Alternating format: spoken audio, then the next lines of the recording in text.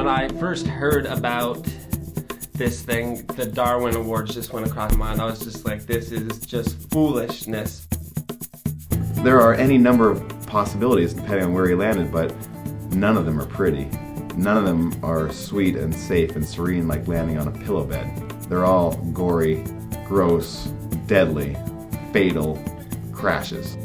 The fact that he might die in this endeavor, I approached it with the philosophy that, well, at least he died doing what he loved to do. To me, it was an adventure, and it's what life is all about, all these adventures. You know, if no one ever had adventures in life, that would be one bored bastard.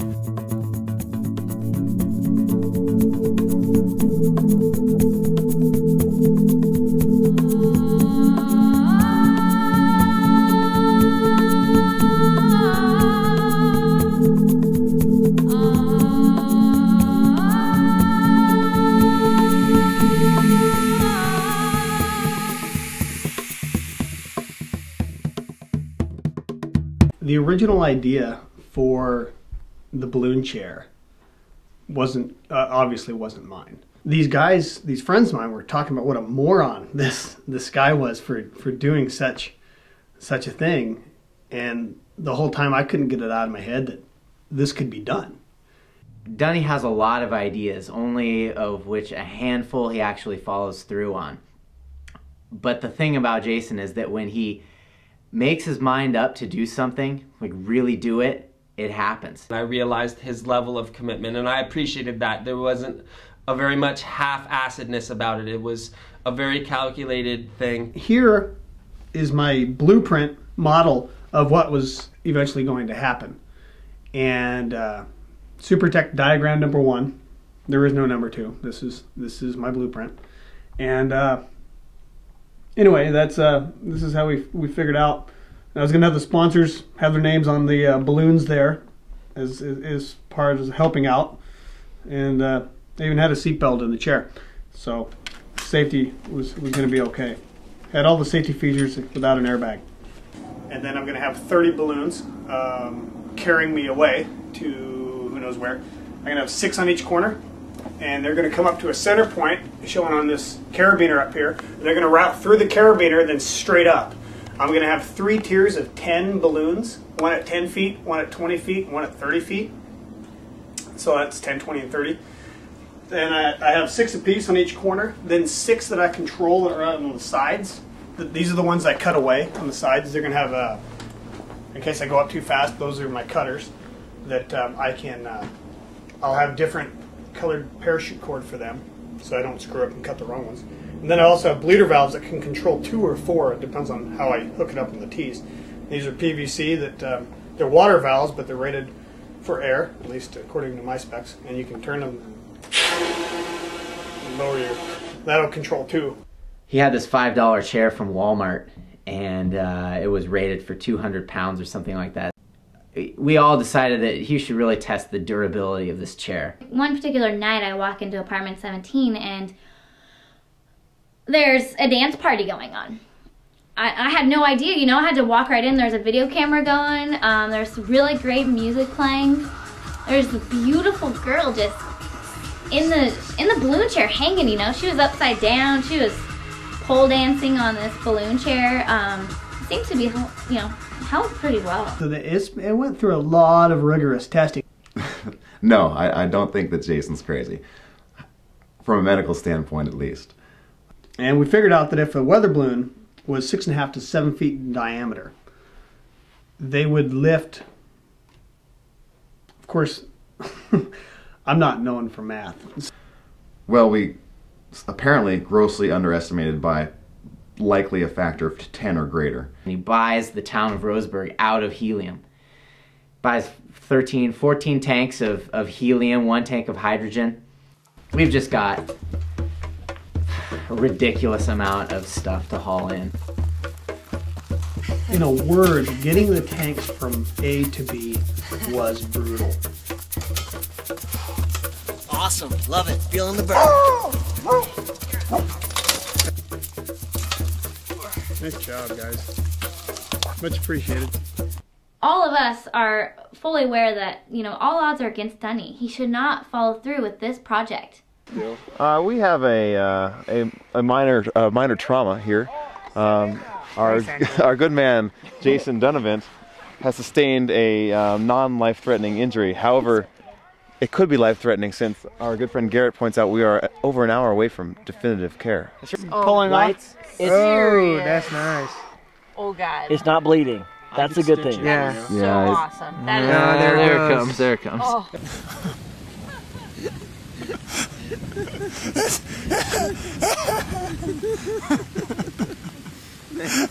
Well, there's some serious lightning going on. Look at that. Look at...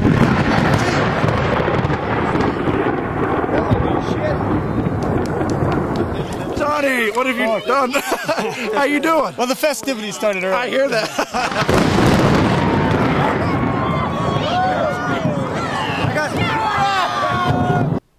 If we had a real thick fog, I was going to cancel the flight. If we had hail or lightning, I was going to cancel the flight, which we had all three. If I didn't feel comfortable with the weather, I wasn't going to go, no matter how much effort I had put into it. And it's a hard thing to face, because it's hard to believe how much effort goes into something like this.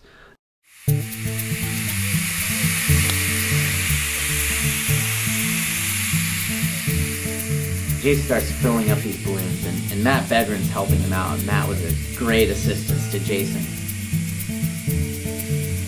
They started filling balloons for the next 2 days.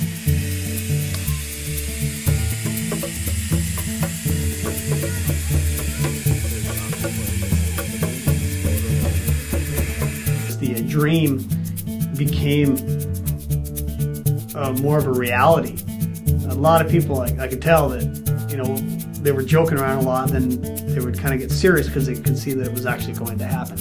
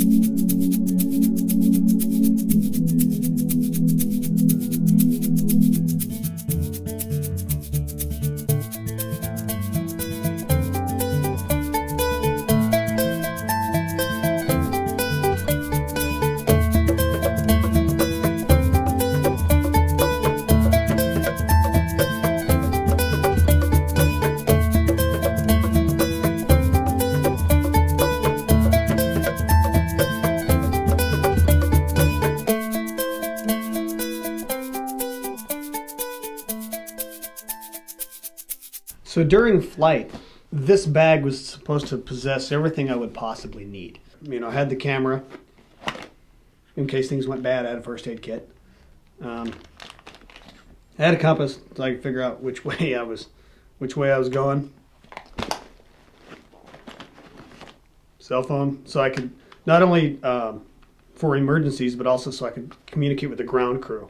And in case that didn't work, I also had a two-way radio that they had on them as well. That was our plan. You know, if he was to go up and leave the basin, I was going to sprint to the car with a couple folks and we were going to start driving. There's always the risk that Jaysen could die during this stunt. There's going to be internal injuries. And your brain's going to slosh up, hit the top of your head, come back down, hit the bottom of your head. Your vertical column's just going to be compressed. It's going to force your lower legs, your tibia and your fibula, probably up through and out of your skin, up through your knee. Some of the branches will probably go through him. And when they go through him, they're going to go through muscle, they might go through bone, they're definitely going to go through organs. I actually had a couple nightmares before that things didn't work out quite right, and I'd wake up a little sweaty. I sure as heck wouldn't jump in the chair, but I was kind of anxious to see what would happen maybe when someone did.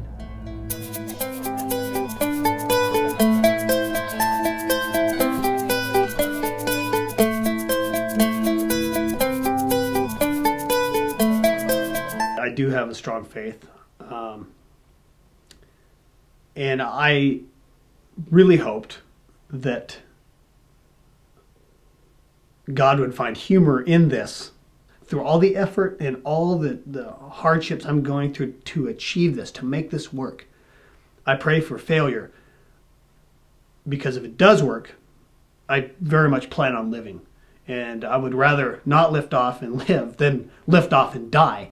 It was the third day, we're about an hour or two from liftoff, and the clouds started dispersing. I went down to get, I want to say, the final tank. And I came back, and one of the balloons had shredded while inflating. When the clouds broke and the sun came through, the gas inside the balloon started expanding, and 3 more burst.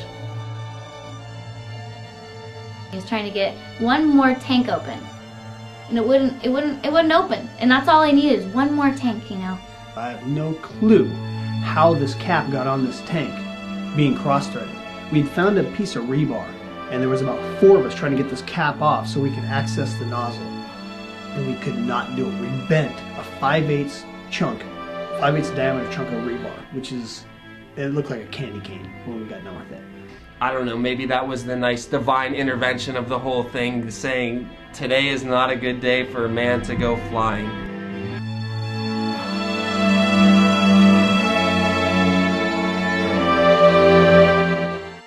When the realization came that this wasn't going to happen,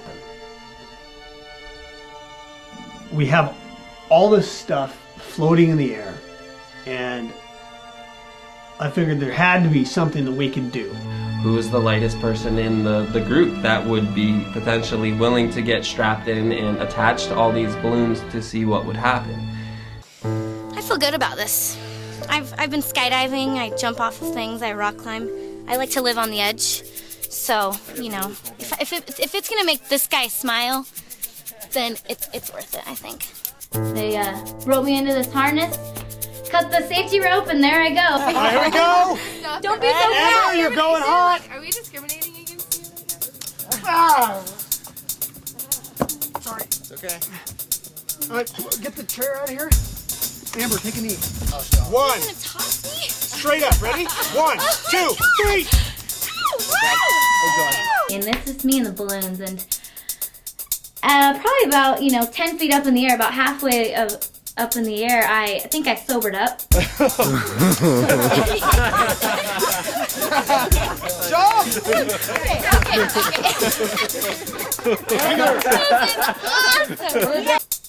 It's a hard reality when so much effort goes into one shot, and you either make it or you don't. Dunni, are you sure you want to let that go? Well, yeah. Too late now. Pretty much. It's unfortunate that we didn't have enough balloons and gas to send this up manned. It's just like all extraterrestrial things, they gotta go up alone first. No way down. It's gonna go right there. Dunni, that could have been me. Oh my god. Take photos, bird.